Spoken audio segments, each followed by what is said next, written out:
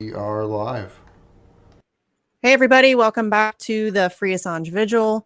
Very excited. We have a fantastic guest tonight, David McBride. But before we get to that, oh, by the way, this is week 97, right? Is that right? Or did you not?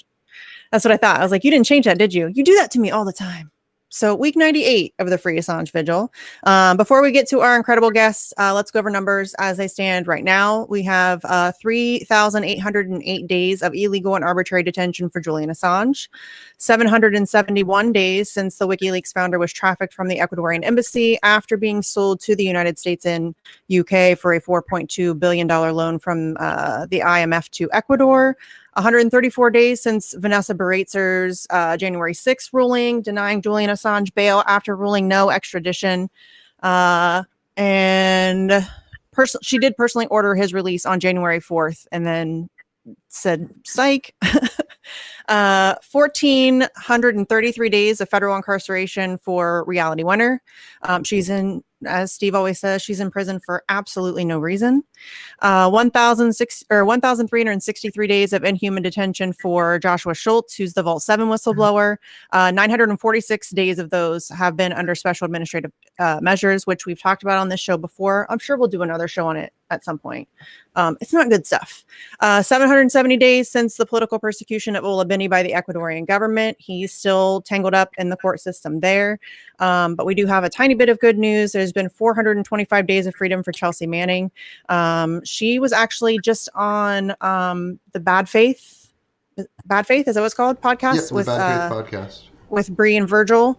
You guys should check that out. And she also is on Twitch. I'm not sure of her schedule anymore. Honestly, is it still the same? I don't want to say the wrong thing, but anyway, you can find her. She usually does like a tech stream on Tuesdays. We actually, super exciting news. So Jeremy Hammond, 74 days free of penitentiary. Mm-hmm. Super exciting news for Chelsea. While we're talking about it, she started a Patreon to help fund her life. I'm going to drop that link in there for everyone. But she also, we just crested the 4-year mark of when she was released from prison in 2017. That was yesterday, I think. Yeah, that was yesterday. Was the 4-year. Yep. So I'm going to drop the tweet in here. If everyone could show her some love, that would be absolutely awesome. And then it also has the link to the new Patreon that she got set up. We should add Craig Murray to this. I don't know how many days it's been, but he was just sentenced to 8 months in prison or in jail for journalism. And we should talk about that too. And if you can donate to his defense fund, craigmurray.org, I think. The link is actually the top link in the descriptions below. Okay, cool. Yeah, do that too while we're talking about shit like that. But anyway, super excited. We have David McBride here. Dude, how's it going? I'm so happy you're here. Yeah, no, it's a good surprise. You guys always lift my spirits.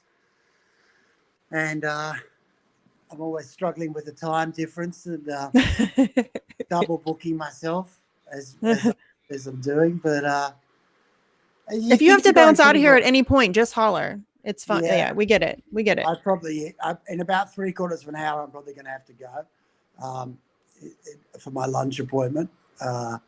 So that's a shame, but I have to be, and even then I'm going to be late to my next appointment, but I'll play the old, I had to do an international interview.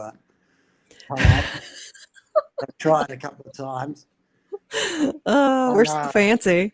yeah, you're super fancy. They were very, very important people. I had to take that interview. Oh, well, why don't you give us an update on your case since we have you here then? I don't want to keep it for too long because I know what it's like to double book yourself. So, give us an update. How are things going? Everything okay? Yeah, things are going well. It's interesting. We should have had the first stage of the case by now, but the prosecution delayed it for 4 months, only about 3 weeks ago. And that was a disappointment at first because I quite wanted to get started on it and we were well prepared. I think it's actually a blessing in disguise. It shows two things. Firstly, that they're not that well prepared. And the reason they said, because I had to put in a statement about what actually happened. And they said, in my statement, I raised a whole lot of issues that they hadn't properly dealt with, and they had to get counter statements off about 6 people in the military, and that would take some time. And I thought, well, that's bad. They're going to spend a lot of time, trying to counter my statement. But one good thing, which they haven't probably thought about, was that there's a big defamation trial coming up about a very famous soldier in Australia who got the equivalent of the Congressional Medal of Honor.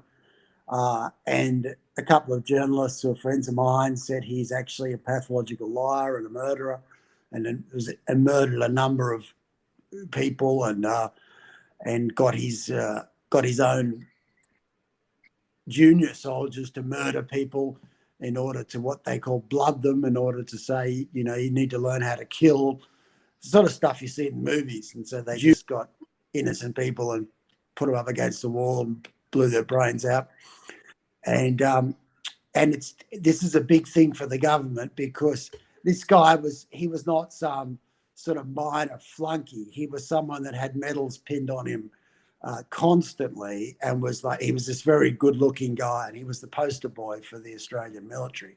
So if it turns out he was a pathological liar, a murderer, a lot of people will be very embarrassed to say, well, didn't you do your due diligence on this guy? And that case is now going to come before my case, and he's suing for defamation. I don't know what that is, and a libel, I think, in America, and it means, and he's suing a major television company, the equivalent of one of your major television companies, and they are fighting pretty hardball. Normally, people just pay damages, but they want to take it to court. They've got 4 witnesses from Afghanistan, 4 Afghans who've been entitled to speak. They've got about 12 Australian soldiers who are going to speak against him. His ex-wife is even going to speak against him, who's going to say he tried to make a lie. He had an ex-mistress as well, who's going to say that she bashed her, and all sorts of things. It's not looking good for him. And the interesting thing about it is it's quite good in that other soldiers, it's not a matter of the media against the soldiers. A lot of our Special Forces soldiers are going to testify against this bloke.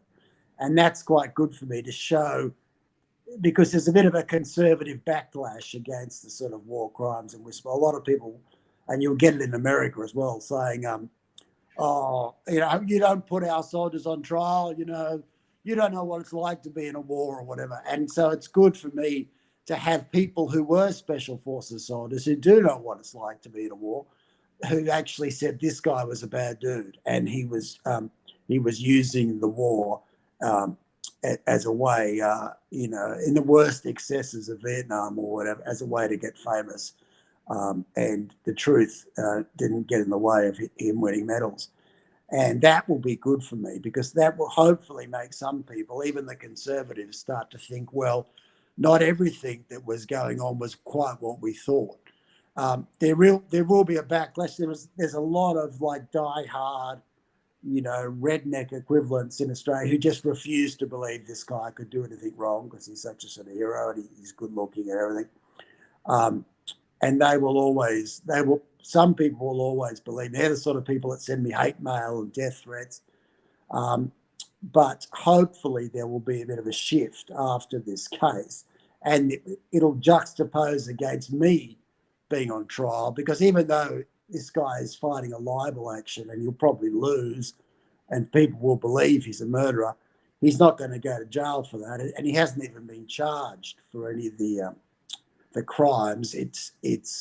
I believe the government's on a go slow, and they're drawing it out. Some of the crimes, there's even CCTV footage of someone murdering an Afghan, and they still haven't put that guy on trial. I mean, it's pretty clear cut, and I think they just want to draw it out, and hopefully it'll go away, as they did in America, where they had made a big. I mean, not America, the UK, where they made a big fuss about war crimes, and then they got a conservative government in who thought, oh, we're going to lose popularity if you put soldiers on trial. And all the trials slowly went away one by one.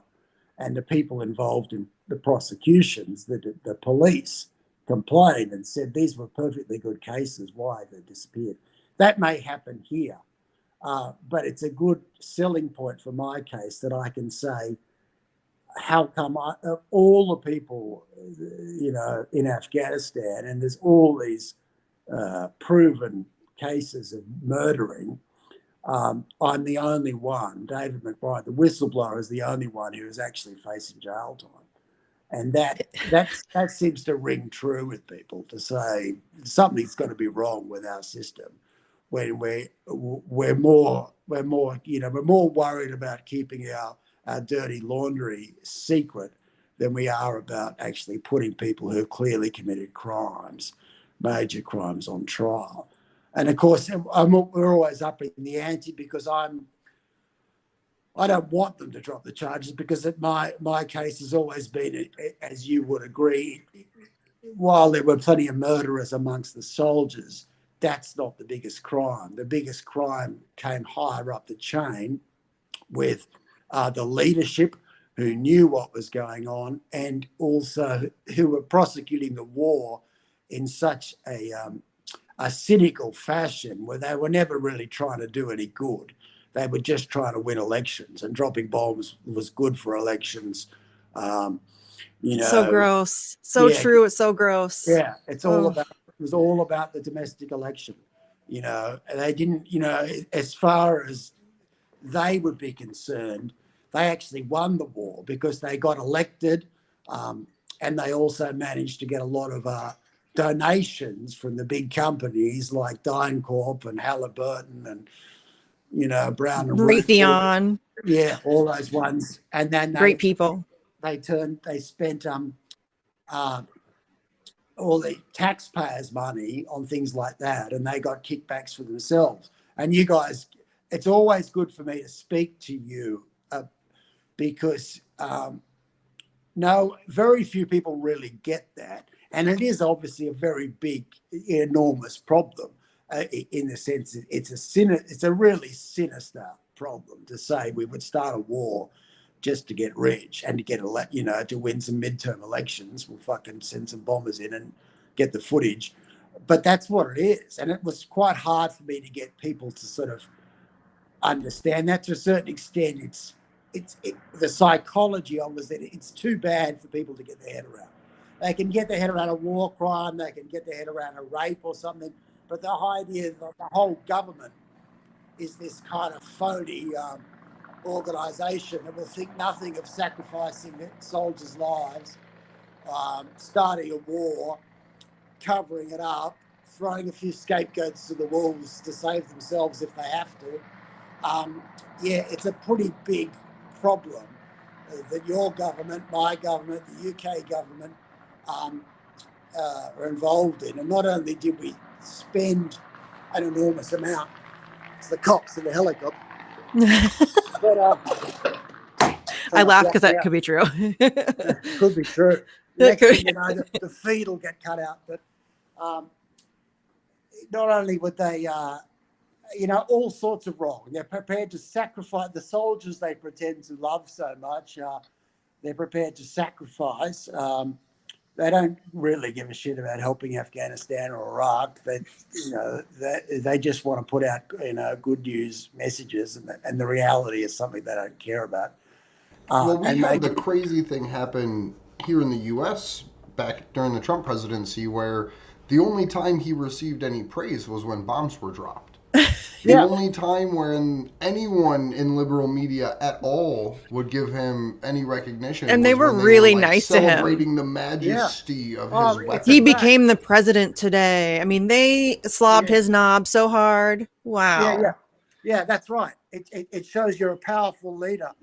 It's got all these. I remember being appalled when they started the bombing campaign in Syria in 2016, and there was their Twitter feed for the operation. I think was called something corny, like nonsensical, Operation Inherent Resolve. And the Twitter feed was just pictures of fast jets dropping bombs. And most of the time they were just bombing sand dunes. but it was obviously really popular, and people like, yeah, fucking show me another jet dropping another fucking bomb on a sand dune, you know. And we just changed the rules of engagement to say anybody in the area is obviously ISIS, and fucking whether you're a grandmother or a 6-year-old. And they said, oh, there's no civilian casualties, but yeah, dropping bombs gets you elected. And they've worked that out. As you said, it's a great, and it's a point I hadn't thought of before, that even the fucking liberals liked Trump when he started dropping bombs.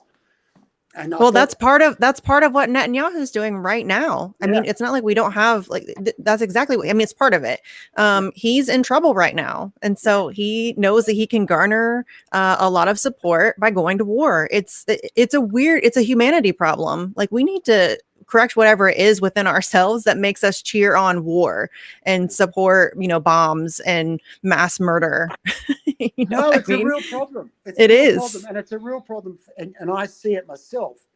As I said, I could not get anybody interested. I saw so many journalists before and this is why I actually wanted to get arrested, because I thought, well, the only time anyone was really going to consider these issues is if I'm in a courtroom and I can call witnesses and I can say to them, you obviously did this simply because it was going to be popular with the electorate.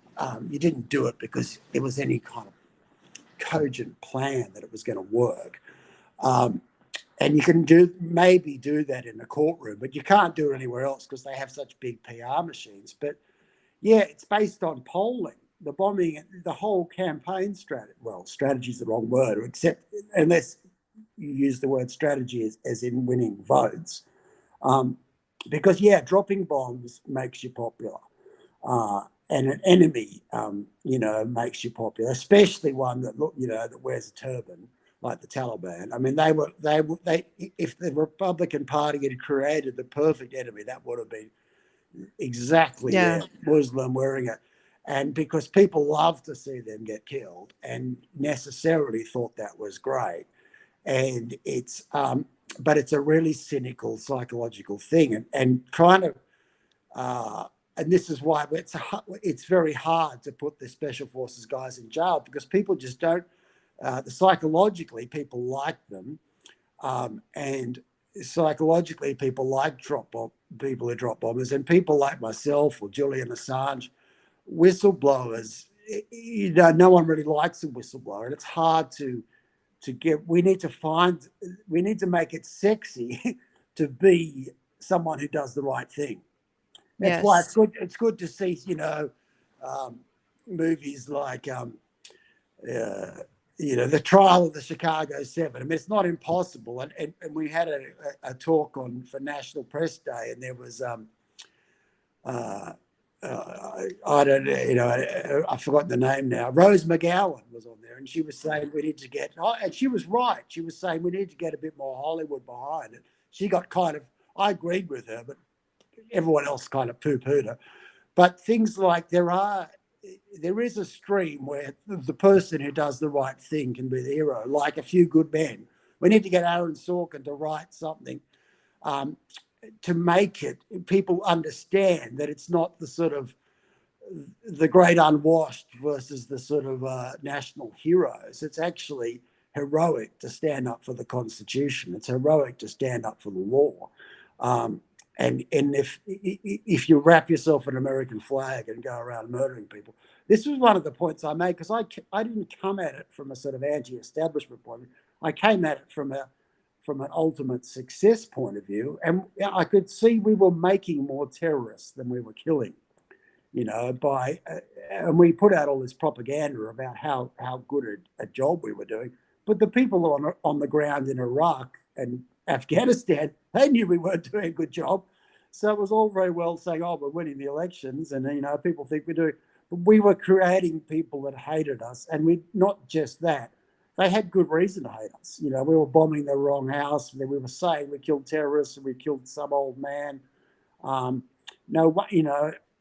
If people weren't terrorists before we got there, a lot of the time they became terrorists because we were there. And we saw, there was a very good article written by an Australian journalist called Andrew Quilty, and about Afghanistan, and he interviewed Afghans, and he lives there now, so he's got quite a lot of trust. And even then, it wasn't hard because they said to him, "We don't even speak to the NGOs." They said, "We don't even trust the NGOs because we think they're just instruments of a foreign, the equivalent of the Nazis, and we wouldn't even make." When you dropped the bombs on our houses and killed our family, we were too scared to make a complaint because we thought you were so corrupt, you would only come back and kill the witnesses.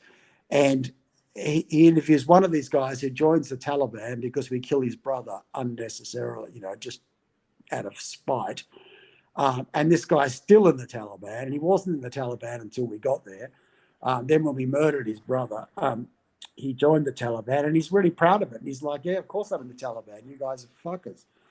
And that was in the Australian area where we were relatively followed the law. So you can imagine what the rest of the country was like. And we were making the problem worse for ourselves. And the politicians didn't care because they weren't the ones that are going to be killed by ISIS revenge attacks. It was going to be, Bob and Sue from some small town or whatever. And same as in the Vietnam War. And that was one of the things that you had a big success in America. You managed to convince the everyday American that it wasn't good for them, and it was their sons and daughters who were going to get killed in the draft, and it was their tax dollars that are being wasted. I mean, that's one of the things. That's one of my ultimate goals, is to be able to go. I don't know if I'll ever be allowed into America again, but if I am allowed in, to speak to the normal people on talk and to say, you understand that there is nothing clever about this sort of stuff. You are the guys, it's your tax dollars, $9 million per bomb, in Syria. It's not achieving anything except making you less safe. And why would you want to do that, Right. And it's making, the Dick Cheneys of the world richer, but it's not making you richer. Right. And, you wouldn't run your home like that. Why, it's not, but they tap into that element of that really toxic nationalism where we have to kill other people because they're out to get us, sort of thing, and which they're not. But if we keep on doing the wrong thing, they will be.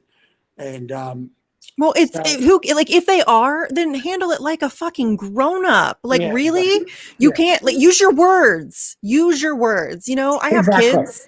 Use your fucking words. Quit blowing shit up to solve your problems. That's nonsensical. Grow up. Jesus. Yeah, absolutely right. Absolutely right. And that's the sort of analogy that I like to use to say we deal with fights between our children better than we deal with things in the Middle East. We're much more sensible. If we dealt with our fights, we'd be cutting off the arms of our children, because they had an argument. People have got more common sense, and they would never do, if they were running a business or they had some dispute in their local town, they'd never handle it like we handle, foreign affairs. But as you say, it's a vote winner. It makes you look presidential. All these disreputable people, Tony Blair, they all got re-elected by going to war.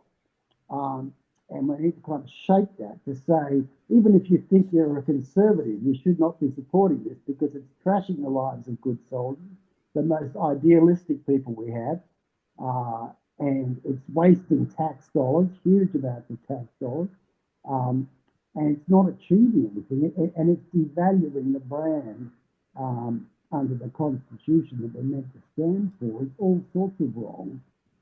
It doesn't mean that, we don't occasionally go to war when we really have to, but we don't do it. Your audio's cutting out on us. Yeah. Oh, is it? Yeah, that's better. That's better. I had my finger over the microphone. Very tech. Yeah. So it's it's all sorts of wrong. But the psychology is very important, and making people kind of understand that as half the battle. You know, making people understand why it's bad that Julian Assange is in jail, and that nobody, of all the people that did wrong things, there's too many to mention.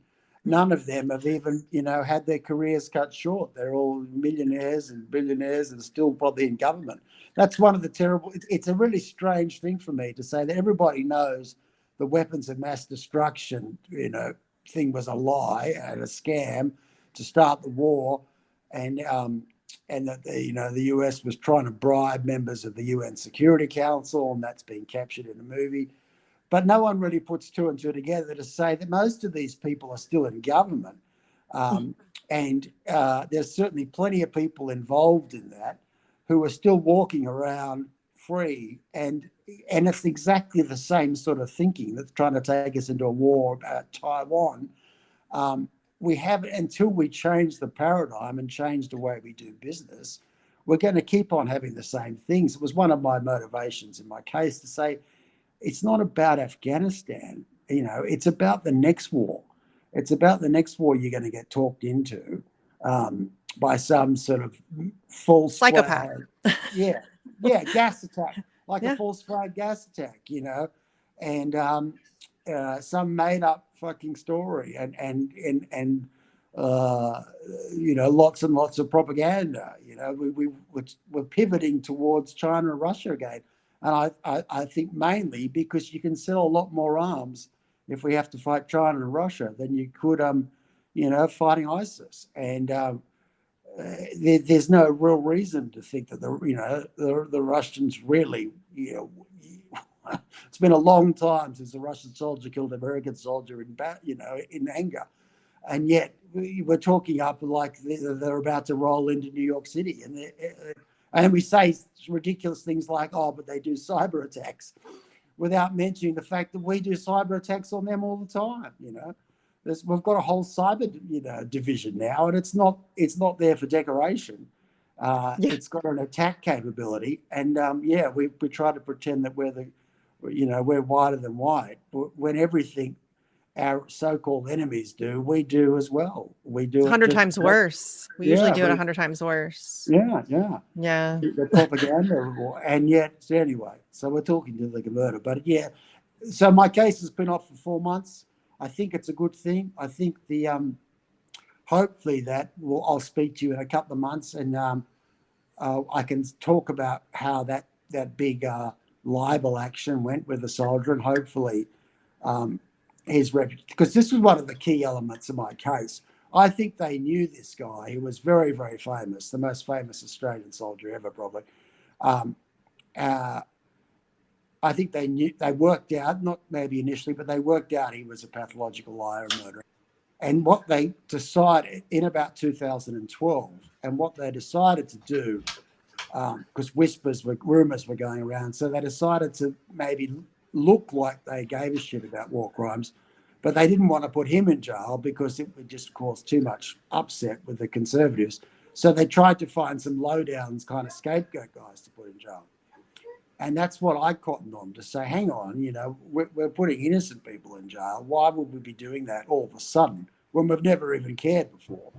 And I think it was because they were trying to create a smokescreen to save this very famous guy, because they knew if the very famous guy that kind of went to the equivalent of the White House and, was given all sorts of awards, that people would go down with him. And they didn't want that. It's not because they particularly like him. They used him as much as he used them, in that he was such a sort of good-looking, sort of heroic type guy. He made the war popular.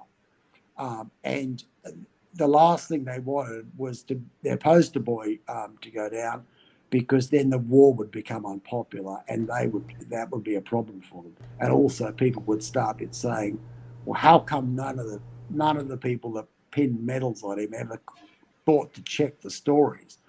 And we've got drones up, we've got spies in the area, we've got all sorts of reasons why we maybe should have known that actually that wasn't some heroic action, and we took people into a shed and fucking blew their heads off in cold blood.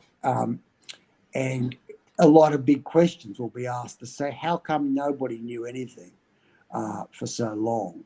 And that's a question which makes the politicians and the generals very uncomfortable, because it doesn't. If on the absolutely minimal chance they didn't know, they'd have to get their asses kicked for being so incredibly ignorant.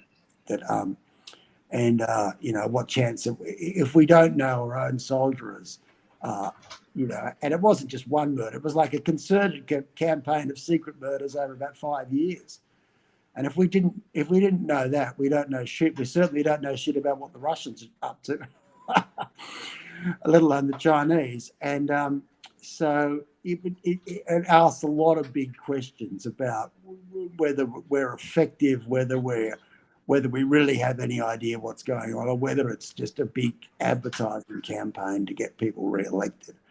And these things take time. I like to sort of, you know, I think of it as like a bit like the Second World War. You know, you guys are too young well, I wasn't there, obviously, but I grew up on the stories. But, you know, you think it's a 6-year campaign, and the tide is turning in my favour, but it's probably going to be another year before it's over. And, yeah, but it's always good to speak to you, because, as I said, it took me a long time to find anybody in Australia that really gave a shit, that really believed you, because the story was too big. And every time I'd say, look, the whole war is a Potemkin village made to win domestic elections, people would just look at you with the glassy eyes. And that was something they could not comprehend. And it's funny how history, you know, as I said, we know the Vietnam War now was a crock, and no one would argue with that. And we know the weapons of mass destruction was a pretty sinister plan to get us into a war. And yet people don't seem to want to believe that it's still happening, even though the same people and it's the same techniques or whatever. It's quite hard to convince people. And so you do go a bit nuts, not having anybody that really, they don't have to completely agree with you, but at least they have to understand what you're talking about. And you guys do. And it was such a breath of fresh air when I first spoke to you, to find people that, have got, you know, a deep knowledge of government and the world affairs, and the sophisticated false messaging and whatever, and because not that many people do, and they think that if they read something in the papers it must be true, or if they don't realise that their opinions are being shaped all the time, and but you guys get that. And as I said, it's like water in the desert for me, because the problem is it's very lonely. And it's, you know, you get sick of talk. Most people, you can't even talk about the issues because they're too big. You may as well be saying that there's aliens. You know, well, even the aliens are like mainstream media news making a now, comeback. Yeah, it's like know? a thing now. Yeah, making a comeback. But that's a whole. That's a whole other show. That's a whole other show. Yeah.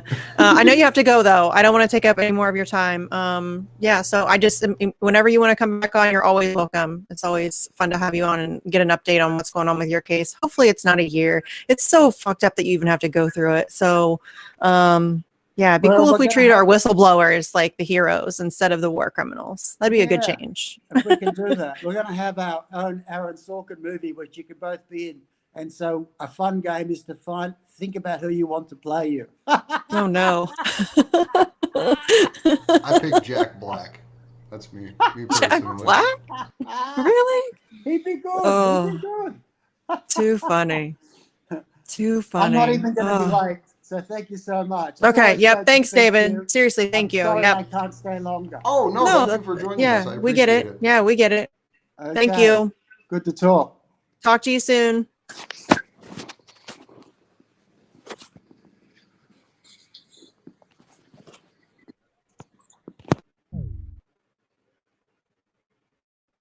Boom.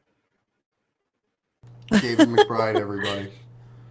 I love great. Not just because he just complimented us either. When we get to talk to him, because I know. He's like the most cheerful whistleblower in the whole world. He's like, yeah, like it's great. Like I'm gonna go to jail. This is awesome. Yeah, he really is very cheerful, and yeah, he's lovely. I love him. And everybody, if you're not familiar with his case, we have talked about it, but please familiarize yourself with it. It's important, and support him however you're able to. Even just sharing his story, I think, is huge right now. Getting a lot of pressure put on, because like he said, the tide's already turning in his favor. So if we could get some public pressure, we could maybe help push that over the edge, over that whatever, and the faster we can get him and get this settled for him so he can move on with his damn life, that would be great, because we should be celebrating him. He shouldn't even have to go through this. Well, there was multiple other people surrounding his case and other Australian whistleblowers that had their cases thrown out towards the end of 2020. Yeah. So he's literally, as far as I can remember, and I might be wrong, but as far as I can remember, he's one of the last people. I believe him and Witness K are two of the last whistleblowers. And I wanted to, we have to learn more about Witness K, because that whole case in Australia is just crazy. The Australian. We should do a deep dive on it one day. And just really give people, tell people what's up. Because that's a crazy story. That would be good. Literally a person whose name we still don't know, who's in secret court trials fighting to even be able to get their name legally released to the Australian public. Yeah. It's nuts. We should probably do that with some of the foreign cases, because a lot of people may know, have heard of David McBride in our circles, but maybe they don't know the story or whatever, because it's not at all talked about anywhere really. Yeah. So yeah, that would probably be good for us to do. Well, there's a journalist. I saw the story in passing. Ola Benny. I didn't want to do a whole bunch on it before I actually knew, but there's a journalist in Turkey that's on trial for publishing information published by WikiLeaks. Okay. So it's just, I don't even really know the guy's name, but that's something that I'm looking forward to picking apart and going through, because I have the PDF of his actual court trial. Yeah, we need to start. I think it would be nice to start doing some deep dives on some of these things. Because it is a prevalent issue across the globe, and we need to be paying attention to all of them, because it all goes together. It all goes together in the end. So definitely, we should try to do something like that. Yay, project. I like projects. Right? Always more projects. I do. Speaking of projects, billboards are doing awesome. Oh, billboards. Billboards are doing awesome. I haven't looked in the last couple of hours, but hold on. Oh, it was right there, because I was looking at it. I want to refresh it though. I think it's up to 56. Come on, my phone is so slow. You guys, my internet might get fixed tomorrow. 5618. I'm so excited. Okay, it's still 5618. It still hasn't refreshed. Okay, so we're up to 5618. I have an email into my I don't know what you call her. My helper, my rep, agent, I don't know, whatever, the chick I'm working with at the billboard place. I sent her an email. I'm trying to figure out the best. Andrew and I were talking about this. And again, I blabber on about stuff that probably bores people. And I don't know if anybody really cares as much as I do about making these decisions. Some people are probably just whatever, here's $25, shut the fuck up about it. You know what I mean? You know what I'm saying? But, I'm a spaz. Yeah, so I have to decide if I either want to extend the times, which I think I may do. Andrew and I were talking about this. The one that we have downtown is awesome. It's in the middle of downtown Columbus. I think it gets 174,000 something estimated impressions every day. It's surrounded by office buildings. So there's a lot of people high-rise buildings that, people are looking out their windows. Yeah, so it's a dope location. But then we can also add some in other locations as well. So we can try to, I guess, hit different demographics, different areas of wherever. And again, it doesn't have to be Columbus. It can be anywhere, but I'm obviously most comfortable with Columbus because I know the locations. She can tell me where they're at and I can picture that spot in my head. And I know that we're making a good choice. You know what I'm saying? So, I would love to eventually get one in DC. I'm going to look into it. I'm sure that's probably pricey. I don't know how pricey though. It may not be that bad.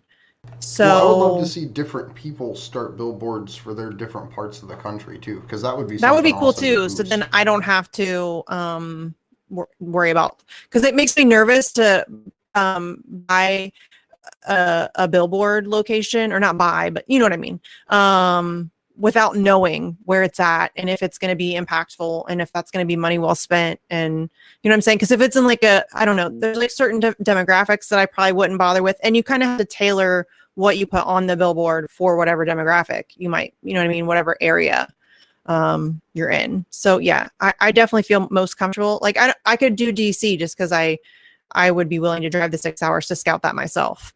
But yeah, I would definitely like to do DC. When I looked into it briefly, but I don't quote me on this because it was a while ago and I may not be right. But I was thinking that it was like $3,500 just to get one billboard, which we paid $3,900 and got 3 billboards. So, but it might be worth it. I think it's worth it, maybe, to have one in DC. As long as it's in a good spot, like if you're driving into the city or like getting off the Pentagon exit or like the George Bush CIA Center, like billboards around the CIA Center can't be that expensive, you know? I would love to get one in somewhere down there, you know what I mean, by the DOJ or anywhere. The DOJ would be great, but you know, we should, or just like in that general location, like area. For DC, we should talk to, I think the company's called Long Fence. They're like they're like the only fucking construction company in the city that like does fence installs apparently. Not the only, but they have like fucking shit everywhere. And they What's it called? Long Fence? Yeah, they always have stuff up on their fences that seems like people advertising. So that may be that may be a guerrilla way. I can tell you that there's one that I'm eyeballing near the Shoe in Columbus. That's our college football stadium. I would love to get this billboard if we can in the fall. I mean, like mid-September to like mid-October, if we can pull off 4 weeks, that would be massive. Because I'm telling you, there are so many people that tailgate, and even if they're not going to the games, they're like walking around. There's a bunch of I mean, it's a college campus, so you just walk like there's so many people all the time, every Saturday, and I think that would be an awesome location to have a billboard. There's one I want it because I think that would be awesome. If we could pull off 4 weeks during college football season. Yeah. During tailgate that would be awesome. Right. At the fucking that's something that you would put people out there with flyers talking about them with it too. Like not just a billboard. Mm-hmm. Yeah. Yeah, that would be a great place, I think, to go and like just talk to people. It's like walk around, you know, and just talk to people about Julian Assange. Go join a tailgate and eat a hamburger with somebody, or if there's not gonna, I'm sorry if you're vegan, there's probably not gonna be a lot of vegan stuff at a college football game. But yeah, just have like a hamburger with somebody and talk to them about Julian Assange. That would be great, actually, because I think college campuses would be. I mean, I think that we should be doing like teach-ins near or on college campuses. I think that that's a demographic that we could definitely, because I mean, come on, Gen Z, like they know what's up. They know what's up. They just don't know why. They do get it. Yeah, I mean, they know what's up, you know. So I think that if we could reach out to them, and because I just think a lot of people just don't know what's going on with Julian Assange. They don't see what's happening. They're dealing with a fucking lot, you know. They've been handed a shit sandwich. Oh yeah, like, normal people can barely keep up with whether or not they should go to the doctor anymore, let alone what's happening with our civil liberties. Yeah, you know? And that's how they're coming up. So, but yeah, I think that that's definitely people that we could talk to, and they would get it. Yeah. Do we want to talk about Palestine? Yes, we should always talk about Palestine, especially today. Well, it's probably not anymore there, but they had their general strike today in Palestine and around the world in solidarity. There was a lot of actions in solidarity. Yeah, fuck Israel. I said it. Yeah, so The AP straight got bombed, like the American AP, like the Associated Press. It's Hamas, dude. Right. Everyone's Everything. probably heard this. Everything. I believe the Al Jazeera reporters or one of the other media in the building came out and said, like, no, there wasn't any Hamas holding any reporters hostage. They just blew up a media building. So that's troubling that's happening. But apparently Stella talked to Julian about it. And he said the bombings could likely be a preparatory step for a ground invasion, which historically that's what they're doing, is bombing it to go and bulldoze it and rebuild it in the Jewish fashion or the Israeli fashion.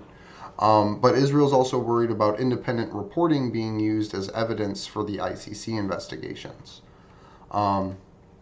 Which, for those of you who don't know, there's tons of open ICC investigations against the United States, against Israel. Here in the U.S., we actually, under the Trump administration, threatened the International Criminal Court and their families with sanctions simply for investigating the United States' role in the war crimes in Iraq and Afghanistan. But I have to get this slide ready. Just part of the ICC report that talks about kind of just the history of what they've been looking into when they first started. So I'm going to put that on the screen share real quick.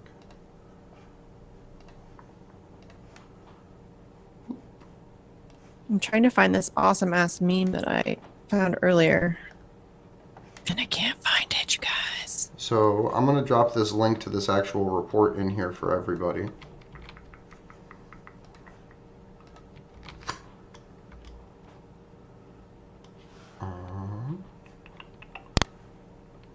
Cool. So let's jump in.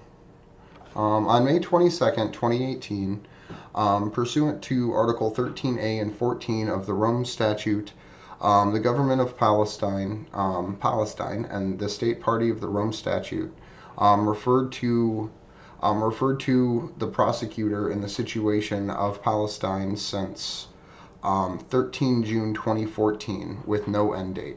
Such a referral does not automatically lead to the opening of an investigation. An ICC prosecutor still needs to determine whether the situation referred meets the legal criteria established by the Rome Statute to warrant an investigation. On January 1st, 2015, the government of Palestine lodged a declaration under Article 12.3 of the Rome Statute accepting the jurisdiction of the International Criminal Court over alleged crimes committed in the occupied Palestinian territory, including East Jerusalem, since June 13th, 2014. On 2 January 2015, the government of Palestine acceded to the Roman statute by depositing its instruments of accession with the UN Security General. The Rome Statute entered into force on 1 April 2015.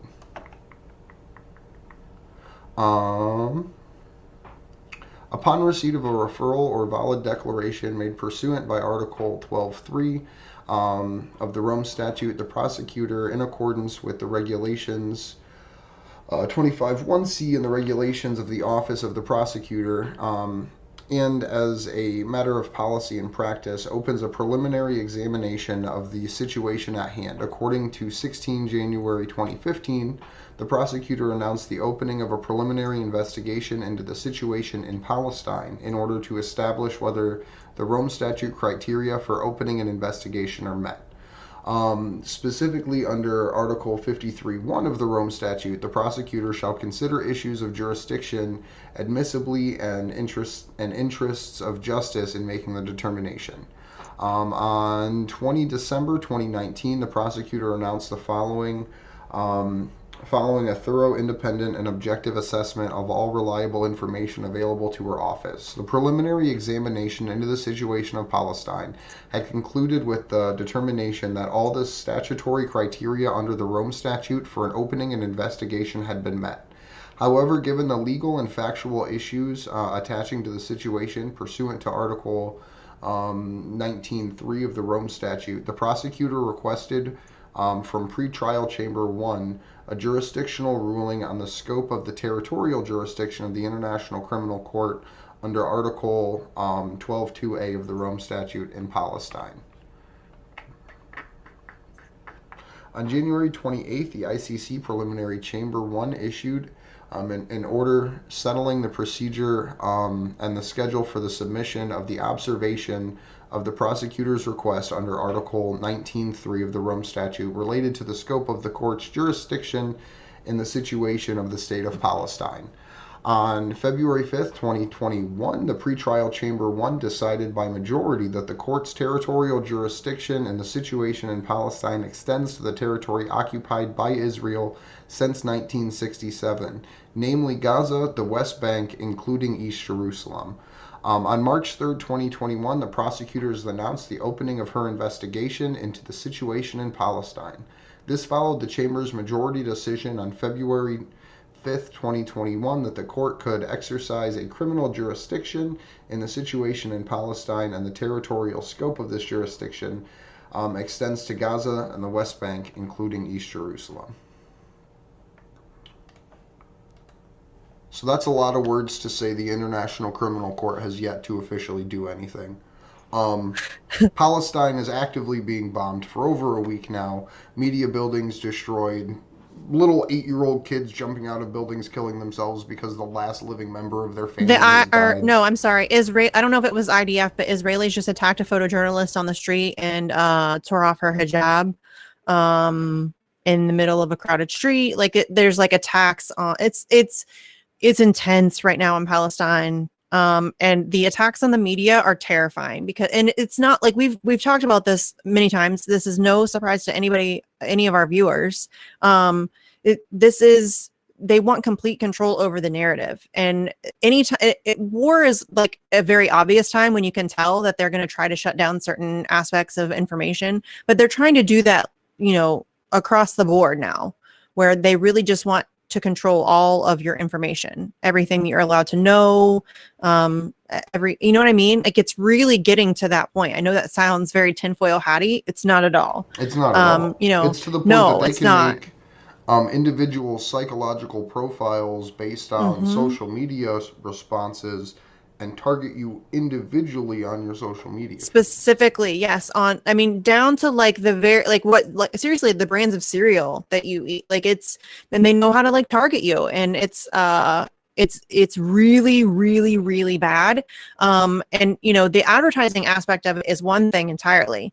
But then giving like governmental power, like that kind of power, the ability to do whatever the fuck they want and control what you think about it, that's scary. Because that's where we're at. We only have, what is it? Is it now 5 companies own 90% of our media, or is it still 5? I know there was another merger, but I don't remember what the merger was. I think it was like Warner and Discovery. I don't think those are two. I think it was like Disney majors. Companies merging, like companies already under Disney, because I know Discovery is a child of Disney. To the point that the dude that made Avatar is now making whale documentaries, and they're pretty cool documentaries. It's sad. It's like the consolidation of power is like, we need to be really concerned about that. And it's scary. They really just don't want us to know things. And I want to know things. I want to know things. And furthermore, I just want the right to know things. That's all. We have kind of news about Shipton's home run events here in the U.S., right? We do know they are happening. They nothing. I can check. Hold on. Yeah, it should be something that starts up end of this month, beginning of June, I think. We're not sure. I don't have like an updated. Hold on. I'll send out a DM. Okay.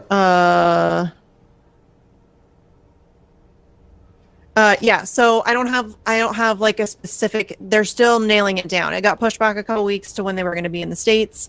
They are coming to the States. That I just don't know specifically times yet, but I think that in, sometime around the middle of June 15th ish, maybe they're going to be in Columbus, which is my neck of the woods. So I will definitely be planning something. So if you are in the Central Ohio area, or just Ohio in general, it doesn't take long to get from like Cleveland or Cincinnati to Columbus. It's like a couple hours. Do it. Drive 2 it. hours from any of the Ohio borders. Yeah, it's very, it's like what's the word? Symmetrical, maybe? I don't know. There's a lot of, it's all 2 hours.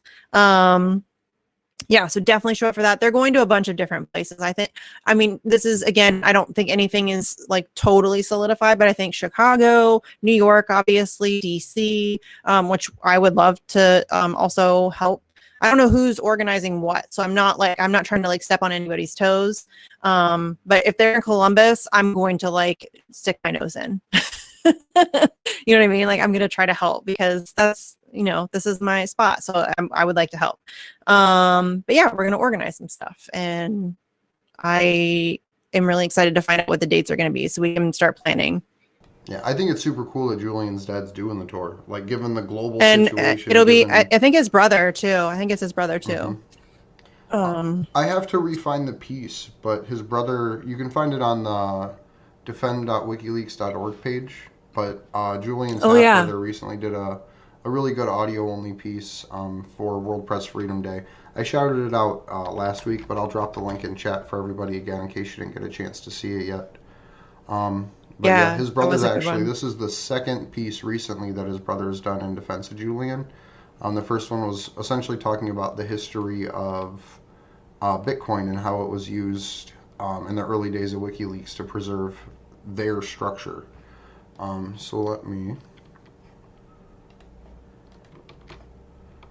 Yeah, I'm trying to get word on a date. Oh, okay. We got time differences. Okay. That's what's up. But Craig Murray is... Oh, yeah. Not a new update, but just so everyone still knows, he is facing 8 months in prison. He put a tweet out today, I believe, earlier today, just reiterating the thing that we had been worried and concerned about, and gave kind of a, I wouldn't say an answer to a question, but a response. So I'll throw this up here real quick. I was supposed to be on a plane right now flying to Madrid to give evidence for the Spanish prosecution of UC Global for spying on Assange's legal team. The Scottish court has prevented me from doing that for no good reason. My next court appearance here is 7 June. And then someone asked Craig, very glad we have Zoom, Craig. And he said, use of Zoom in criminal trials is far from universally agreed, Ross. Judging credibility of witnesses is much better in person. So that doesn't really give an answer to whether or not he will be able to still testify. But I just think it's a fucking travesty that he's not going to be able to testify in person in the very least. And people keep saying that it doesn't matter. He can still do it on video link. It's not the same. Mm-hmm. It is not the same. It in the court environment, it's not the same. It being there in person is a whole different thing. It's a whole different, you can see a person, you know what I mean? It's a very different thing. You can, yes. Yeah. No, Zoom court trials are bullshit. Like, literally, you can't even talk to your own lawyer because you're on the same Zoom call, and it's not like you can move to a private room. Like, it's fucked up. It is fucked up. And there's no reason. There's no reason. His case is in appeal. It's not like he's a threat. He's a 2-month-old baby, or a fleeing threat. Like, he's not going anywhere. He has a 2-month-old baby. He's in appeal. He's not like gonna run. So there's no reason why he cannot fly to Spain and testify in that court case. There's no reason. There is none. There is no acceptable reason at all. Well, it's because he's testifying against the CIA, right? And that just shows how in bed the global intelligence community is, even with a nation like Scotland, to where they can use UK law to prosecute a Scottish journalist for not breaking the law or hurting anyone to prevent him from testifying against the CIA, where as Max Blumenthal told us in January, international agreement to get Julian Assange diplomatic immunity through a third nation was interrupted with the proceedings that he's in right now. Yes. Yeah. Yeah. This is it. I mean, and it's so apparent bullshit. It's like it's transparent bullshit. You know, it's so frustrating to me that this is still a thing that we have to talk about and try to get people to see why this is bad. It's just annoying. So if you can, in the descriptions on every platform, is the link to defend Craig Murray. Well, to help his legal fund. Yes. And we talk about it a whole bunch. Most people that know Craig's work know this, but he doesn't really ask for fundraising. Through the last 2 years, all he did was ask people to support Julian, even while his case was heating up. So if you can, please donate to help Craig's legal defense, because this is as important in the UK as Julian's case is to the global community. Yes. And then I'm sure he's going to have some kind of, we talked about this. I think we talked about this last time. Like if he has legal fees or fines or whatever, we need to try to take care of those. I think that if we can start to show solidarity with whistleblowers and truth tellers, it will help counterbalance the fear factor that the, whatever you want to call them, the deep state, the assholes who, it'll counterbalance some of that, them trying to scare people out of doing what's right, because that's what they're, that's what they're doing with Julian. That's what they're doing with Craig Murray on a small, on a slightly smaller scale. They're trying to make it so that people are afraid to speak out against power, and they're using them as examples. Scary. God, this stuff is it's getting so bad, but so fast. Even Craig Murray, in his dire strait that he's in right now, put out a fucking banging ass article about Palestine. Yeah. Oh, he went to an event. Mm-hmm.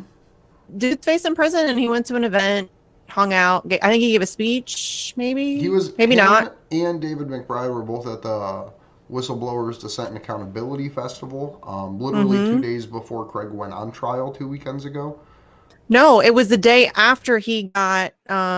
He thought his thing was Friday. His court date was Friday, and he was going to just do a pre-recorded thing because he wasn't sure if he was going to jail on Friday, and the event was on Saturday. So he did a pre-recorded thing, and then when it turned out that what happened was the court it got delayed until Tuesday. It got pushed back until Tuesday.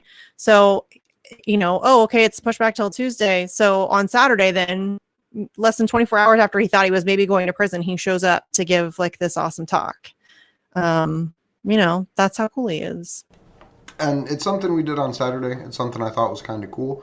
I played one of the speeches that someone gave after the vigil and everything concluded. I have another one loaded up that we're going to do tonight too, once the vigil's done, because I just think it's cool. It's worth putting the information out there for everybody. Eventually we'll clip them up. Niels Melzer's piece is freaking incredible, and all of them, yes, in their own way and for their own topic, are just as powerful as Niels Melzer's, to say the least. So yeah. I'm excited to be able to play through these. And another shout out to Deepa for organizing that event. She did great. It was awesome. It was a powerhouse shout event. Out to her. There's enough content there that people could fill their media streams for 6 months with just the things from that and their analysis of it. Yeah, 100%. But we live in a world where we'll probably be the only ones, aside from CN Live, that put this back out again. But yeah. Do we want to do Craig Murray's piece on Palestine? Do you want to read that one? We can. Cool. Yeah. I'll screen share and... What's Left for Palestine by Craig Murray. Sounds like story time or something at school. The Cat in the Hat by Dr. Seuss. Okay, anyway. Western media and politicians are now firmly coalesced around the Israeli government narrative. Israel is Israel is unwillingly fighting a war of self-defense in Gaza after hostilities were commenced by aggressive Hamas military attack. The storming of Al-Aqsa Mosque, that's hard to say, Al-Aqsa Mosque, the shooting at people in prayer, the right-wing mobs attacking East Jerusalem, the Kristallnacht-style destruction of Palestinian businesses, and lynching of Arab Israelis, none of that ever happened at all. What happened was that Hamas launched a missile war, and Israel was obliged, ever so reluctantly, to exercise its right of self-defense with enormous care not to hit civilians, except that entirely accidentally, the IDF has killed a couple hundred civilians, including scores of children. Palestinians die in the passive voice in Western media. I cannot read today. I don't know what's wrong with me. Welcome the media to my always, no, I'm usually a very adept reader. This is fucking nuts. The media always says they, quote, have died. They, end quote, they were never, quote, killed, unquote, and there is virtually never any attribution of the death. By contrast, Israelis are active voice, quote, killed by Hamas, unquote, or, quote, killed by missile strikes, unquote. Look out for this journalistic sophistry. Once you see it, you can't unsee it. All right. I need to do like some blah, blah, blah, blah, blah, blah. I used to be a firm opponent of missile strikes from Gaza. My view was firstly that they cannot be militarily targeted, so constitute an attack on civilians. Secondly, that they were a gift to Israeli propaganda. And thirdly, that they were militarily ineffective. All of those remain true, and yet my view has changed, and I find myself celebrating the fact that Hamas has, against all odds, managed to acquire more and better missiles. Part of that change of view is that I have come to see that there is no such thing as an innocent adult colonizer. But the bigger part is that I cannot see what on earth else the Palestinians are supposed to do. Western politicians obviously believe that the Palestinians should accept apartheid quietly and should have the good grace silently to wither away. The ultra-venal leaders of the majority of Arab states also wish the Palestinians would just die and allow them to enjoy the lavish personal benefits of their new alliances with Israel. It is absolutely plain that there is no political process of any kind in train to alleviate the Palestinian plight, that even those liberal, quote, liberal Western politicians who float the idea of a, quote, two-state solution, end quote, meant at best internationally recognized apartheid. And I don't know what that word is. Bantustans? It's another one I'm going to have to go look up. Joe Biden manages the remarkable feat of being still more Zionist than Donald Trump. Amen. Yes. I handled that slide much better than the first one. You did. That was impressive. Thank you. I regrouped. God, I'm such a dork. Okay. Were I a Palestinian, I should undoubtedly have concluded that for an entire nation to turn the other cheek to a power which is seriously intent on genocide is not a viable policy. Military resistance may seem hopeless, but sometimes to attempt to live with a shout of defiance and an effort to fight is the only dignified option remaining to a human. It was a beautiful day in Glasgow yesterday for the Scottish Palestine Solidarity Committee demo. And it was great to be able to meet up again with so many magnificent and public-spirited people. It was an especially young crowd, which was excellent, and I was able to meet many Palestinians who drew comfort from the public support at a traumatic time. Watching Mick Napier, very much in charge of events, I was struck by the thought that there are so many really excellent and altruistic people who put their heart and entire lives into good causes for very little credit. Mick has been involved with SPSC as long as I can remember, has won important court victories in Scotland and against ridiculous definitions of anti-Semitism, and I have seen him at vigils on cold, wet nights with a dozen people there. It made me realize how many Mick Napiers I have had the privilege to know. We must not take the good-hearted for granted. Oh, look, more positivity. This is a very positive show today, y'all. That's the end of that one. Oh, good. I handled that slide all right too. A little stumbly here and there. Yeah, that was a good, super positive note. David McBride was all positive, and then that ended on a positive note. But he's right though, and we've talked about that too. Like, there's no way I would even be able to continue. I think you probably feel the same way if I didn't have like that knowledge that there are other people out there who give a shit and they're fighting too. There's literally a dude in the UK named Andrew Smith fighting against the genocide in Yemen. I've never met the guy. I literally heard about him in a random Rupley report, and I was like, my dude, like, thank you. There's a 93-year-old Eric Levy in London who very rarely misses a protest and has been a human shield before, and who has been fighting for justice his entire existence. And, you know, that gives me hope. Got arrested outside of Belmarsh prison for coronavirus violations. Gets roughed up by cops. Court trial. Yep. So that gives me hope, because I think that when you're doing like stuff like this, you can feel very isolated and alone and hopeless and helpless. But he's right. You have to remember that there are other people out there who give a shit and are fighting too. Well, that's why we're stronger together. That's why I started bringing on so many of the international organizers, like the people from Cambria and all those over in the UK. Simply because it's important for us to make, like, not even just for us to make sure that the other people are here, but for just like our own sanities. Because a lot of times, like we had Josh in the chat mention, like most of his friends don't know who Julian Assange is, let alone trying to get him to support him. So knowing that there are other people doing these same things in their communities just helps give hope, I guess. Like basically the whole of Australia, I don't think there was a single territory where it didn't happen in.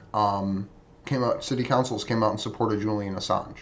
That's something this summer, leading up to the 4th of July, that I hope we can recreate here in the U.S. Because it's one of a very particular set of governmental institutions that to be corrupted is more difficult.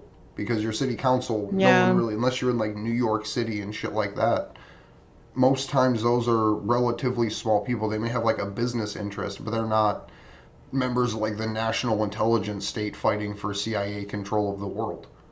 So those people are ones that you can reach much easier, and then getting them to influence the state legislators becomes that much easier when it becomes a local issue. Yes, I agree. I think that's something that we should definitely try to do, for sure. Because I think that that's definitely someplace that we can make a lot of progress. We can, like, talking to people like face to face is always better anyway. And so when you can do that locally in your local governments, like go to town hall meetings or whatever, I think that's always better. It's just easier because you can see a person, interact with them. You can watch their facial expressions and their micro, all that stuff. And it's so much easier to be able to talk to them. So hopefully we can do that.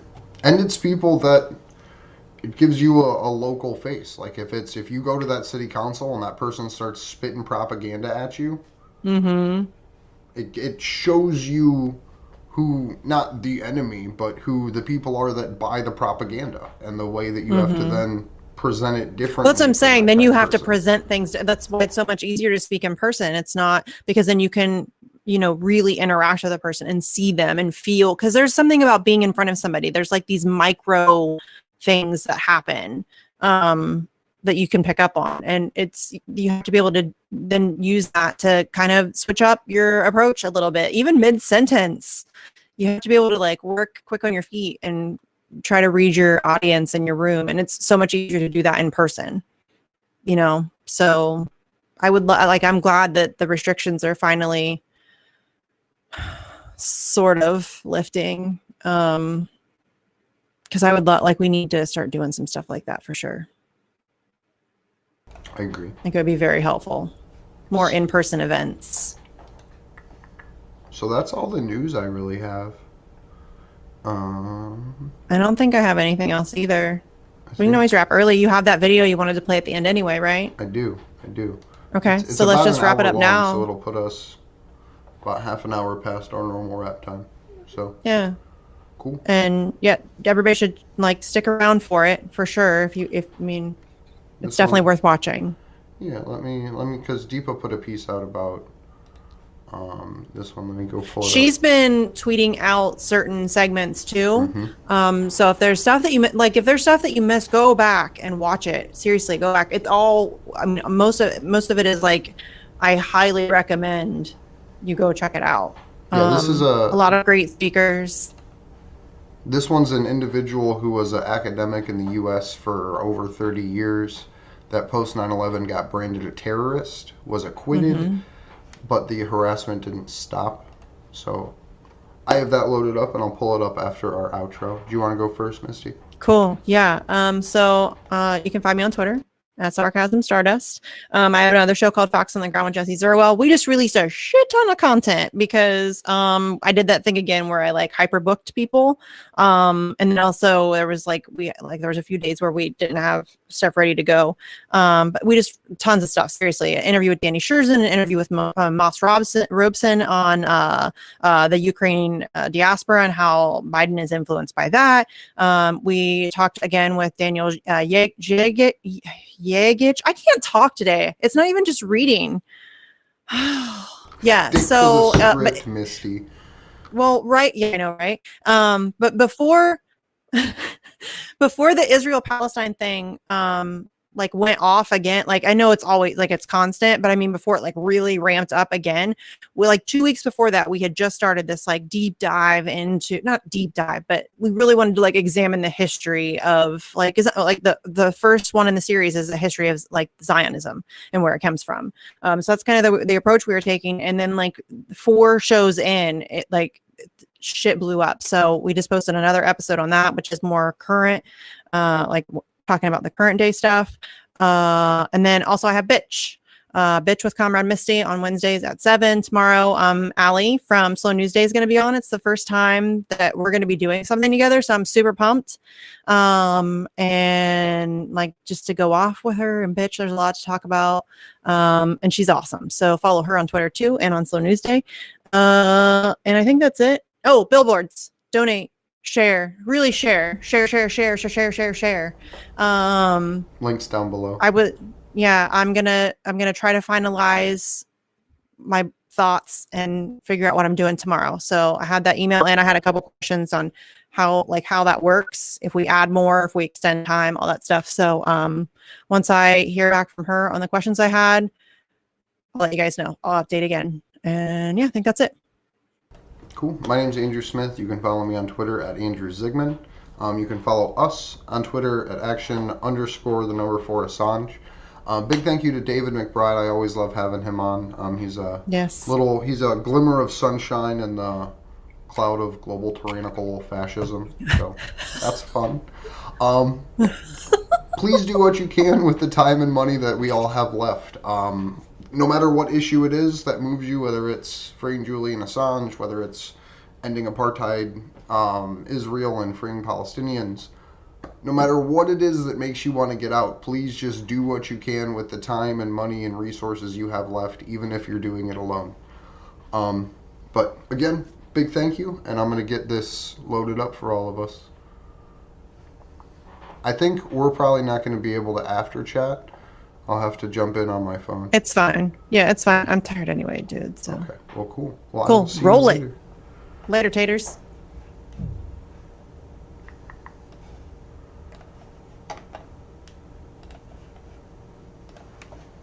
Hi, welcome everyone.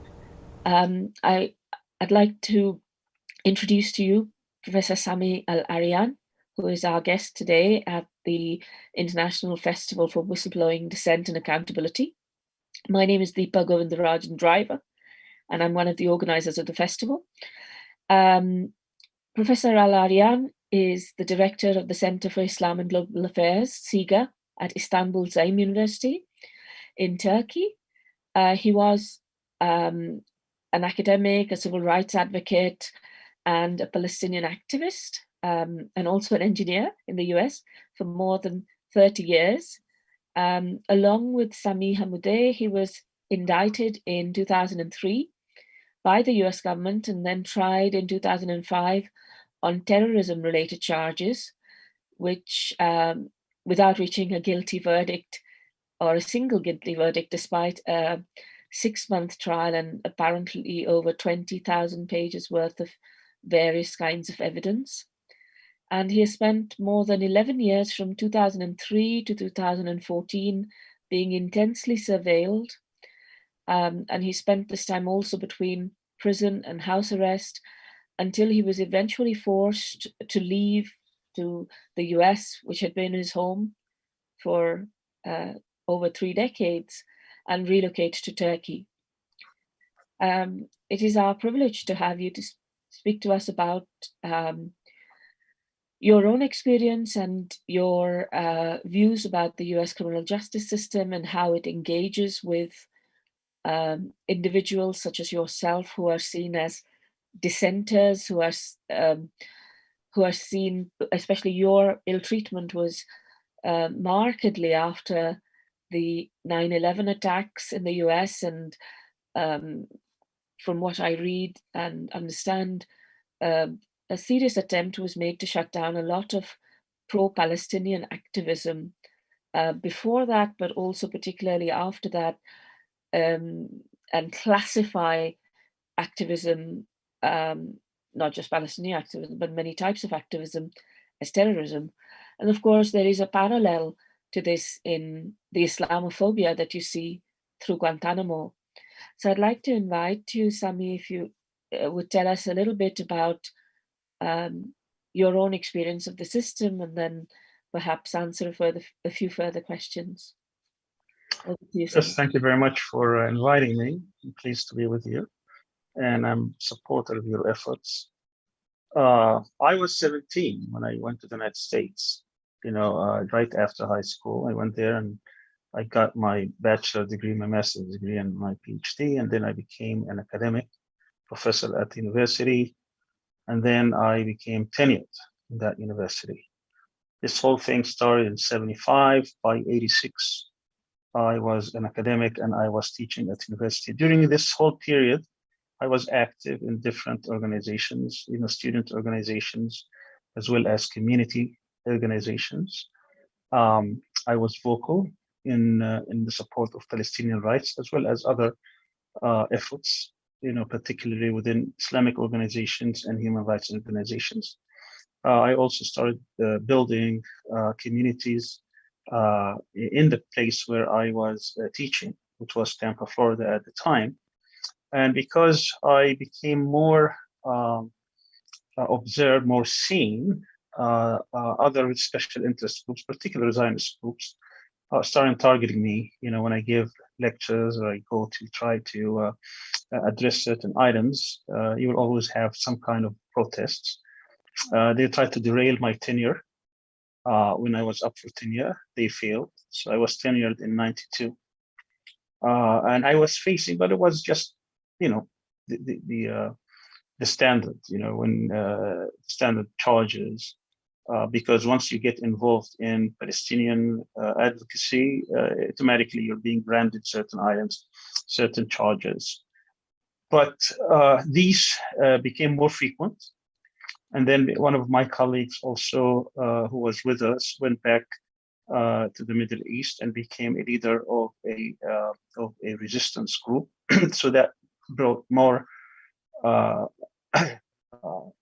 more surveillance and more interference in terms of my position at the university, more calls for me to be fired. But because I was tenured, all these efforts failed. There were several investigations in the university that cleared me. So I was suspended for a year, and then another year, and then I came back.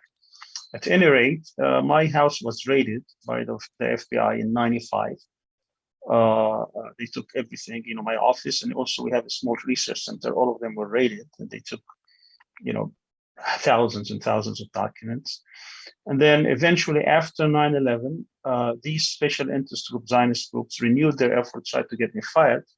While their first attempt failed because the university administration basically supported me. In the second attempt, they were able to get the university president, who was a Zionist herself, and she had even Zionist charities and Zionist foundations in occupied Palestine. She tried to fire me, but she wasn't able to because I was tenured. And then all kinds of groups start supporting me, teachers' unions, professors, advocacy groups, AAUP, the American Association of University Professors, and they put a lot of pressure on the university where she wasn't able to fire me, and they gave her an ultimatum.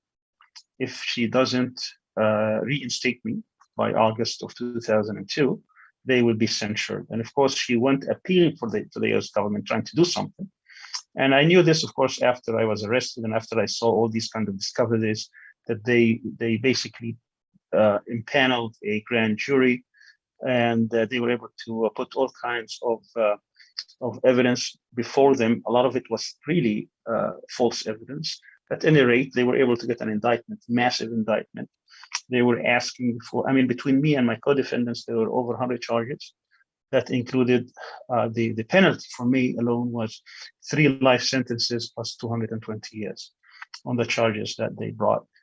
And immediately they put a lot of pressure on me by putting me in solitary confinement in a federal penitentiary without trial, where it's very difficult to defend yourself. You're 75 miles away from the actual trial. You don't have really direct access to the evidence. The evidence consisted of 11 years of surveillance, 472,000 calls that they recorded on 18 different lines that I had access to, over 400,000 pages, 21,000 hours, these 472,000 calls, 21,000 hours of recordings. It turned out that they did put some bugs in my house that I was able to get out, actually, because I suspected. And then in the office that I had, there were hundreds of bugs. And these recordings were brought also as part of the evidence. I mean, in one instance, there was an FBI agent who came and said they were physically surveying me, physically, you know, whether I was going to the office, going to the mosque, going to the research center, even going to restaurants. I mean, they brought one picture of me going with a friend to a restaurant, and my attorney says, "Are you saying this jury that you caught my client in the pursuit of having lunch?" and his answer, believe it or not, he said, "No, sir, it was dinner." So I mean, it was that much, you know, trying to but of course, none of that really was evidence against anything. These are obviously, most of it was we're talking about First Amendment activities, meaning these are free speeches. But nevertheless, they use about 400 calls in the trial. And this was the longest trial since 9/11, continuous. From opening till verdict was exactly 6 months, June 6th to December 6th. And despite having 100 charges, the jury returned 0 guilty verdicts. They were deadlocked on some because 2 jurors refused to deliberate once they saw that the other jurors were acquitting us left and right, and they refused to continue. And the judge, when he knew that this is the case, he stopped the trial. And they wanted to go for another trial. At any rate, after that, I reached an agreement with them that I will give up all my rights. I lived in the United States, by the way, for 40 years. By that time, when we reached the agreement, it was 31 years. I agreed to give up all my rights in the US, and that they will drop everything and I would leave. But after that, they reneged on that, and they had me trying to force me to testify in another trial. But it was a trap. It was a trap for me to go there. If I don't testify, then this is basically contempt of court in the context of a terrorism charge that's 25 years. And if I say anything, they're going to say that you lied, regardless of what I say, and that's another 25 years. So either way, they got me. But luckily, we had a very conscientious judge for the first time. I felt that she saw through this. And she asked them to bring the prosecutors that I had an agreement with to leave the country, because she saw, you know, she said, these are not 2 different countries. You had an agreement with him, now you're reneging. I need to know what exactly went between them. They refused to bring these prosecutors, so she refused to rule. So she neither held a trial nor dismissed the case, because obviously there was a lot of pressure for her not to do that. So she left me in limbo. I was under house arrest between 2008 and 2004 for 6 years, after 5.5 years in prison. And after they knew that the judge is not going to have a trial, she's not going to proceed with this, they asked to drop the case, and they asked for my deportation, for me to leave. So that's basically. But it was an attempt for you know, at the beginning, to silence me, because I was vocal, particularly on not only on Palestine, but also on human rights and civil rights. Because by that time, I was leading the effort to ban the use of secret evidence in the courts. It was practice that started after the 1996 law, and they started targeting certain people. They put them behind bars, and they bring evidence behind closed doors. to the judge, where the defendant does not have the ability or the right, for that matter, to see what the evidence is. And of course, you can't defend yourself when you don't know what the evidence is. So we had 29 cases between April 96 and April 98, 28 of which basically were Muslims and Palestinians and Arabs. And all of them were denied bail. They couldn't defend themselves. And this was now a more frequent at the time practice. So we had a campaign to stop it. We were able to stop it in April of 98 after about a year of campaigning. And then we started to campaign for a law that will ban the use of secret evidence. And it culminated in 2000, where we introduced the law in 99. By that time, in 2000, I had 129 congressmen co-sponsoring this law to ban the use of secret evidence. It became a national case, national issue. I was engaging both campaigns, the Democratic campaign of Gore and the Republican campaign of George W. Bush. George W. Bush was more forthcoming. He pledged to stop the use of secret evidence. So based on that pledge, we supported him. And he basically won the election because of our efforts, in Florida, because I was in Florida at the time, and we campaigned for him, and he won by 537 votes. We obviously contributed much more. But at any rate, things were proceeding in that direction. We're about to stop the use of secret evidence, but 9/11 came and everything went back. And of course, I was targeted, particularly because of my Palestinian advocacy, but also because I reached certain level of having these high level contacts, where a lot of people didn't like that. So and then I have the pressure from the university, from the special interest Zionist groups, to get rid of me. And because I refused to surrender, I refused to give up, I refused to resign, they indicted me.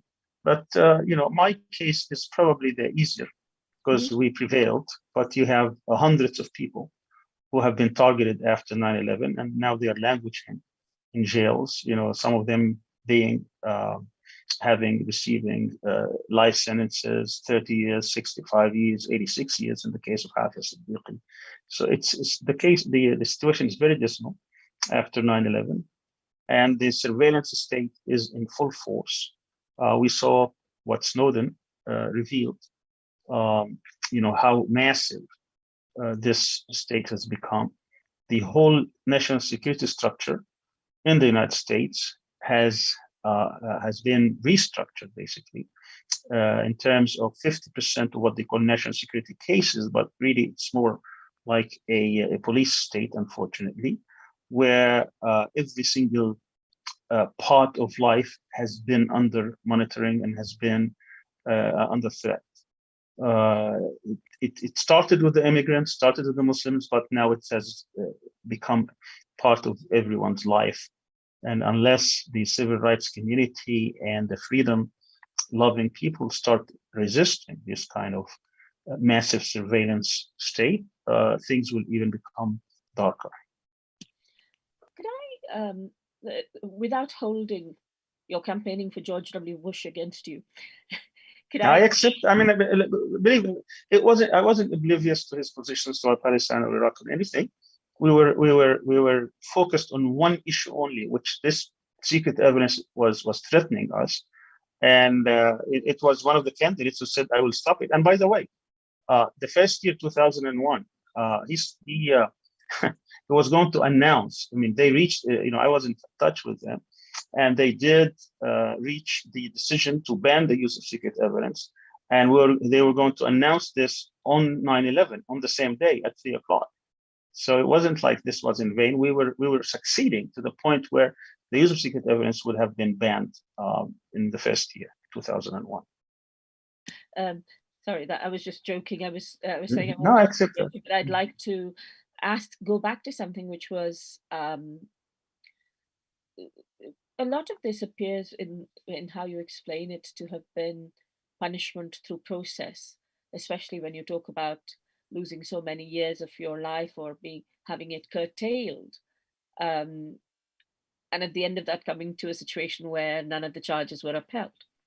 and not just for you, but also for your co-defendants. I wanted to ask you if you could tell us a little bit about the grand jury process, because the people who are watching this or engaging with it are in other parts of the world and may not have heard about this process. So if you can tell us about it. And I'd also like to talk to you a little bit about prison conditions, which I know you have been interviewed about. So if we can start with the grand jury, and then I'll come back to you with a few more questions. There's a saying in America is that a prosecutor can indict a ham sandwich before a grand jury. Grand jury is an extremely unfair process. What happened is that you impanel about 21 people or so, and they will hear only one side of the story. And if they are convinced that these charges that are probable, not necessarily that they have been proven, but that they could be proven in court, well, they're only listening to one side, then they will indict. Indictment is simply charges. Somebody is being charged. But once you are charged, it's really an uphill battle for the defendant to get out. The federal government is extremely powerful. They have all resources in the world. In my case, there's an estimate that they spent at least a couple of $100 million on trying to get me imprisoned. Just imagine when you have 472,000 calls. When they started in '93, so '93 to 2003, over a 10-year period, for them to convert these calls into CDs, that by itself, in front of the judge, said that cost them $550,000, just that process alone. They had dozens and dozens of translators. I remember that 6 of them testified in my case. They were translating for several years. One of them declared under oath that he made about $100,000 a year. So you extrapolate that. And this is just the outsourcing, and then talk about the different things. They had 21 trips to Israel.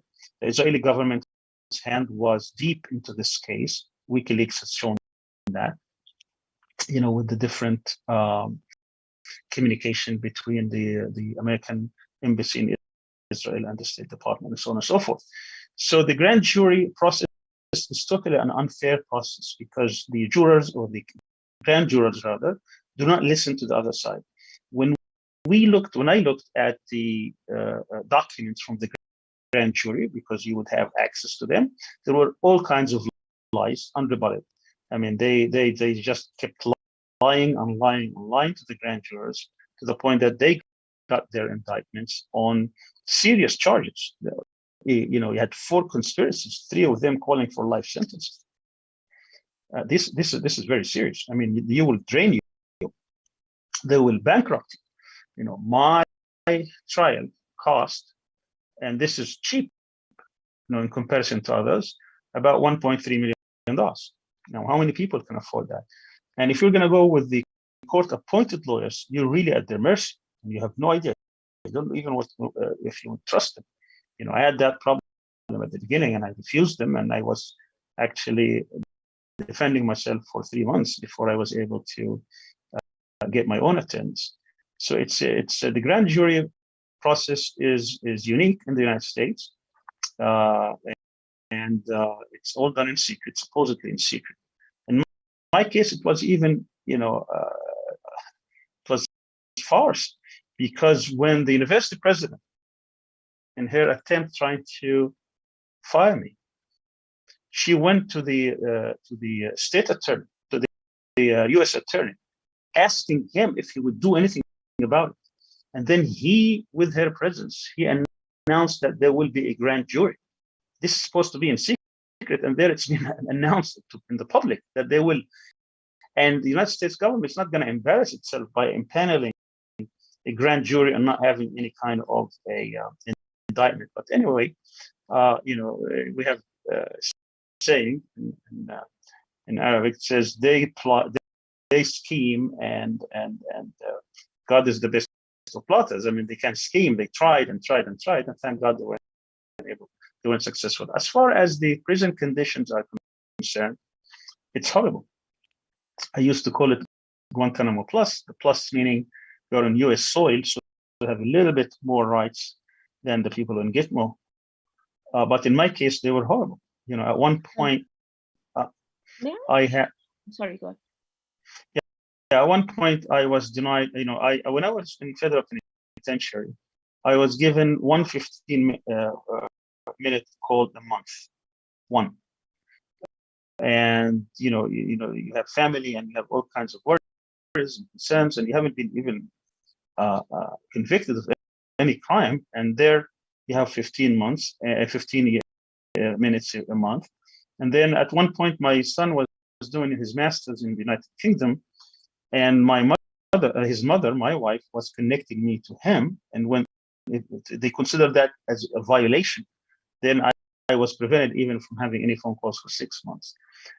They would refuse to give me what I needed to defend myself, even pens and pencils and papers and stuff like that. They wouldn't carry my paper when I meet my attorneys. I have to walk with all my legal documents on my back, so I will be hunched back. You know, they would be using foul languages, all kinds of psychological torture. You know, when they have music in Guantanamo, they will use the fire alarms in federal penitentiary, where you would hear it. You know, it's extremely deafening, and you are in solitary confinement during all that time. They will turn it maybe 10, 15 times a day, each time for 10, 15 minutes in the middle of the night, including. They will control everything. You can't control the lights in or out. You will be denied even things that are given to normal prisoners, in my case, even clothes during hard winters, cold winters. It was very difficult, particularly when you're totally away and isolated from everybody, particularly from family. So it wasn't easy. I mean, these are harsh conditions that are meant to break down the person so they wouldn't be able to defend themselves. They will also make it difficult for your attorneys to see you and to talk to you and to have the time needed to have proper preparation for your trial. The evidence against you, you know, it's not going to be easy for you. You know, just imagine you're facing this mountain of evidence. At one point, they dumped on us 65,000 pages in Hebrew. You know, my attorney immediately knew that this was what he calls a dump, so that we can get bogged down trying to translate them where they mean nothing. But you have thousands, tens of thousands of documents. You don't know where to start or where to end. You have no idea what's going to be presented, and you don't have enough time to prepare. And then when you have 21,000 hours of recording, you don't know what they're going to use. And then, you know, shortly before the trial, they're going to give you, 400 or 500 calls, and then you could see that there are gaps, and you don't know what's in between. And then if you go dig down, you find that the phone call that they didn't use would answer the phone call that they are using to have a different meaning from what they meant. But you have really, you're not able to use that for different legal reasons. And I found that the hard way. So it was a very difficult trial to defend, but still we were able to prevail. I was going to go back to something you said earlier. Firstly, of course, it's very interesting to understand that the grand jury process does not resemble a jury trial, that it's not an advanced or a more sophisticated jury trial or of a higher standard, because you assume that when they say the words grand jury, it is grander and more and better